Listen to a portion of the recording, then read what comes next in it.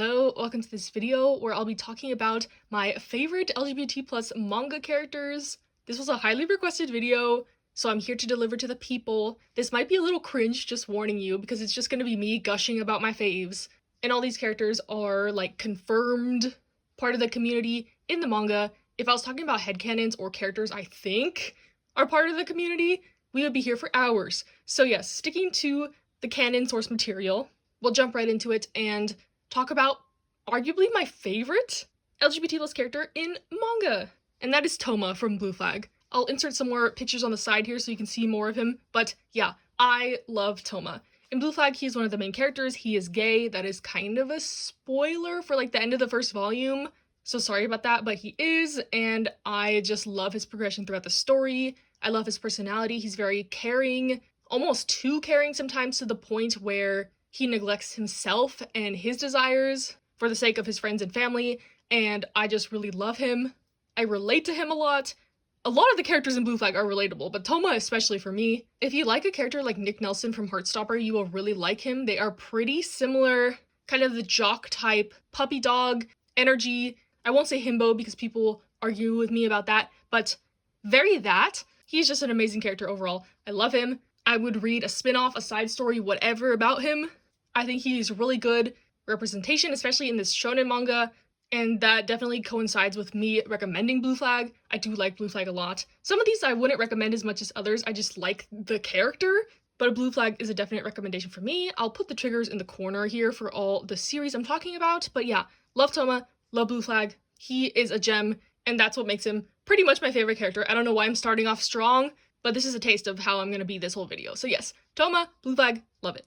Next, I guess we'll talk about Mafuyu from Given. So Mafuyu is gay, he's the main character of Given, and I like Mafuyu because he is the best part of the story in my opinion. His main plotline is that his ex-boyfriend committed suicide, and he was the one who found his body, and that event is obviously very traumatizing. And the parts of Given that really shine, in my opinion, are kind of this trauma healing journey for Mafuyu, specifically through music, since this is a music manga.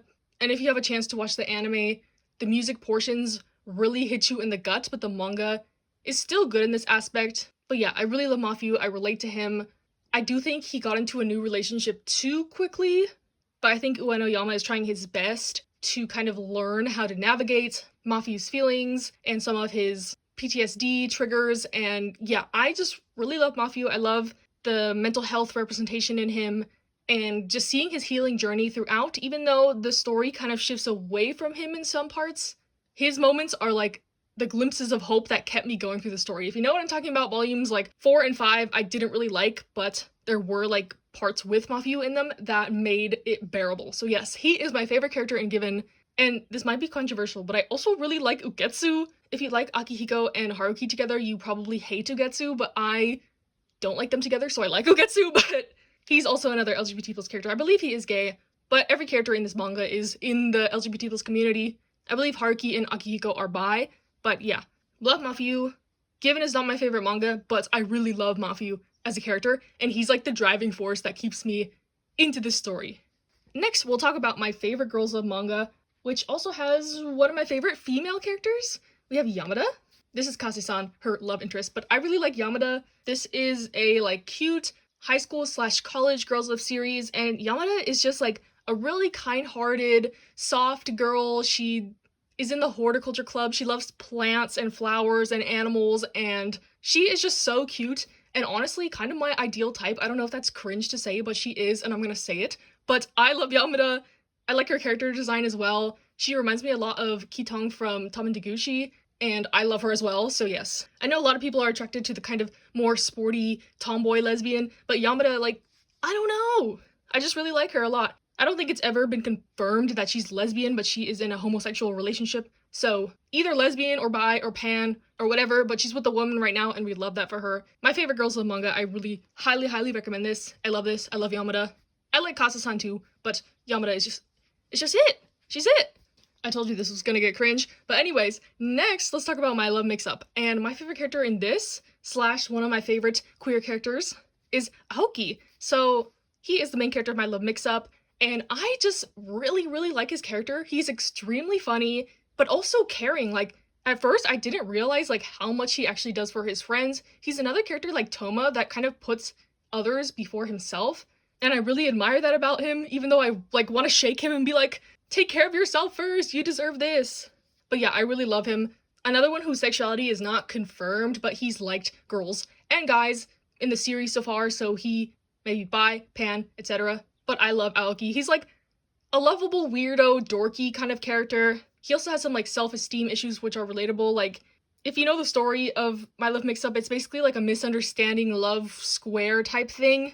And once they like resolve that kind of, Aoki is still like insecure, doesn't know if his feelings are valid, doesn't know how he feels about Ida really, and it's just a mess, but I really like him as a character. He's funny, he's entertaining, he's sweet, he's kind, and he deserves the world. Next, we'll talk about another one of like my favorite manga, Skip and Loafer. There is an LGBT plus character in this, Naochan, which is the main character's aunt, who she lives with. She is transgender, and I really like the representation in this manga because I've mentioned this before, it's not a huge deal. She's like casually included, and I really like that type of representation. I feel like it helps to normalize it, especially in manga. It's like mentioned very briefly. Mitsumi is having a sleepover with her friends at their apartment, and she's like, make sure to tell your friends about me, just in case like their parents feel uncomfortable. But other than her transness, I really like Nao as a character. She's very supportive of Mitsumi, kind of a little cheeky. I believe she's a fashion designer. She's very cool, she's very chic. She's like the hip aunt, basically. She doesn't play a huge role in this story, but the parts she does play are really cool, really nice. She gives Mitsumi advice. And it's just very supportive of her moving to Tokyo. Obviously, she's letting her live with her. That is the main premise of the story. It's about a countryside girl going to the big city and kind of adapting to this life, making new friends. It's a slice of life, tiny sprinkle of romance series that is headed to a more like drama-ish realm, but I still really, really love this manga, and I love Naochan as a character. Then I'm gonna lump these in together because they kind of have really similar character archetypes. But in Classmates, my favorite is Saijo. He's one of the main characters. He's kind of like the straight-laced, no-nonsense, nerdy type guy, while his boyfriend is the more like loud, outgoing, crazy, party, fun, delinquent, quote-unquote one. But I really love Saijo as a character, especially in the later volumes of the Dokusei series, like in Blanc. Those volumes really heavily focus on him and his family life, especially. His career path is my same career path, so I really relate to him. I love him. I really feel for him in the aspects of like, not necessarily internalized homophobia, but keeping things a secret and living in more of like a conservative society, how you're supposed to act. And yeah, I just really love Saijo. I love how he opens up to his boyfriend and how he acts with him, coming out of his shell type thing, which is very similar to the characters in our Not So Lonely Planet travel guide, but in this one, I like Mitsuki better, who is the more like loud, outgoing, happy-go-lucky one. He's just very endearing. I like his boyfriend as well, but Mitsuki is just like a ball of sunshine and fluff, even though you do see a lot of darker moments from him as well, more serious moments, but most of the time he is just very happy, trying to get his partner up and going, excited about things. They're traveling the world, he's a photographer. And both these characters, I believe Saijo is gay, and Mitsuki is like unspecified, but in a relationship with a man, so yes. I would say that they are kind of like the grown-up version of them, but Classmates does go into their adulthood, so that's not really valid, but definitely similar character archetypes in this one. It's like if you plop these guys in a different setting, so I think you really will like these two manga if you like the other one, like vice versa. Next, let's talk about Blue Period. I love all the characters in Blue Period, but one of my favorites for sure is Yukachan. They are kind of more of a side character, but all their moments are so impactful. I really love their story. I think some people might get confused about their gender and sexuality, but I think that's a really accurate representation of the struggles with coming to terms with your gender and sexuality. It's not always linear. It's often confusing. They are introduced initially as a gay man who cross-dresses, but as you go through the story, there is something more there. Some talks of gender dysphoria. They mentioned they were in love with a woman at one point, so from my interpretation, I would say they are bi or pan, and then non-binary gender fluid, something in that vein, but I don't just like their character because of their gender and sexuality. They also have some of the best moments in the series, specifically the beach scene. I really love it. They live in a very like traditional household, lots of struggles with that. They do fall into a little bit of the tragic queer character trope. If you've read up to like volume 6, you know what I mean, but I am excited to see how their future goes and how they play into the story, going forward. Like I said, even though they are a side character, they do help a lot with Yatara, the main character's development. At first, he is a little bit homophobic, a little bit transphobic, but through becoming friends with Yuka and learning about their world, Yatara becomes more open-minded, and it really helps his development. Not just with art, but also with his personal growth, and I really appreciate Yuka as a character for that. I love them, they are such a unique character.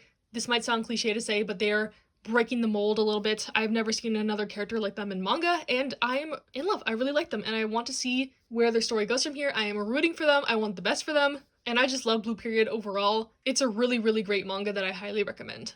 Next, let's talk about Hunter x Hunter. This might be a really surprising one for y'all that don't read Hunter x Hunter or know anything about it, but yes, there is a trans character in Hunter x Hunter, Aluka, who is Killua, one of the main character's sisters, and I just love Aluka so much. She doesn't come in until kind of the end of the story, where it is now. I know Togashi is writing new chapters, but like in volume like 31, 32 is when Aluka comes in. I don't think she is kind of like a last minute decision character thrown in at all. She adds a lot to the story, especially with saving a certain character. I won't spoil it, even though I think most people know the story of Hunter x Hunter. But yes, love Aluka. She is raised in a messed up family where the only one who accepts her is Killua. And I am a sucker for a good like tragic backstory. I don't know what that says about me. But yeah, love Aluka. Really happy she got out of there and is living her best life, it seems like, at the end of this arc. I have not read Yu Yu Hakusho, but I've heard there is kind of some iffy trans representation in there. So I'm glad Togashi kind of improved that in Hunter x Hunter, because she's a really good character. She's cute, she's fun, she's nice, she's happy, she loves her brother, he loves her, and I don't know if we'll ever see more of her in the current manga arc, but I would love to. I really like her as a character.